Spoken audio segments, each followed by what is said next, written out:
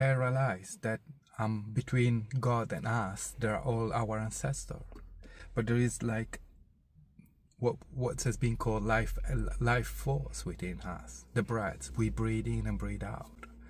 And that was at the beginning of the life, and right now, and right here and right now.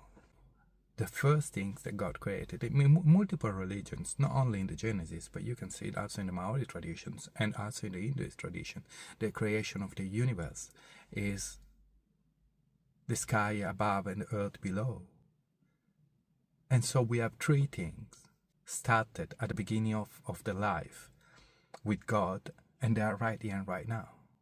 So we have the origin of the life, the sky and the earth and the breath, because God breathed to the nostril of Adam to make him alive. And then we have now the sky above and the earth below, and we are breathing.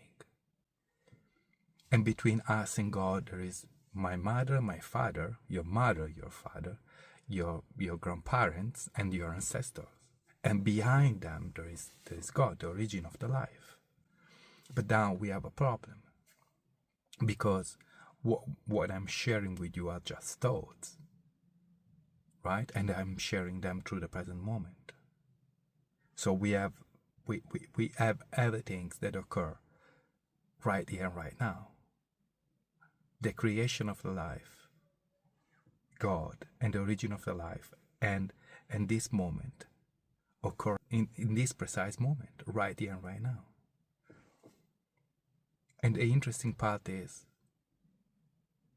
just before my first thoughts, the first things that I'm going to say right now, there is nothing, there is God. So there is a 0 point which is coincide with God, and there is my first thought. And between those space, which is a temporal space, there is no time in that space. It is our unconscious, our collective mind, and contains all the knowledge of the previous generation. Between the 0 point and my first thought, and the things I'm gonna say just in a moment, there is the whole universe. There is the color, the shape, the object, everything's the perception of the reality. It's formed through the knowledge that come to me. In this sense, if I want to remove a bit and knowledge that we can consider sin, right? Things that bad a bit. If I want to remove them, what I can do is like pray. So I ask the origin of the life, which is right now in the present moment with me, with my breath, to overcome a bit that caused me pain.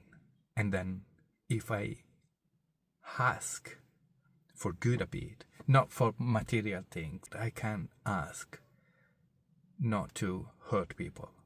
I can ask to restrain myself from drinking. I can ask God to restrain myself from using drugs. I cannot ask God to give me a new car.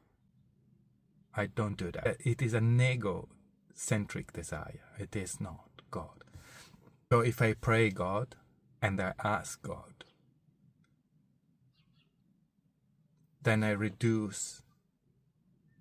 I'm removing all the human knowledge between the 0 point and my intention,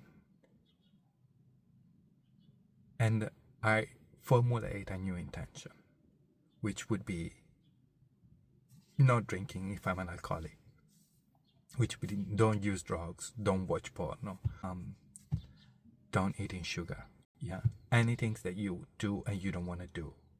If you ask the origin of the life, then you change the intentions. And if you change the intention, you change the reality.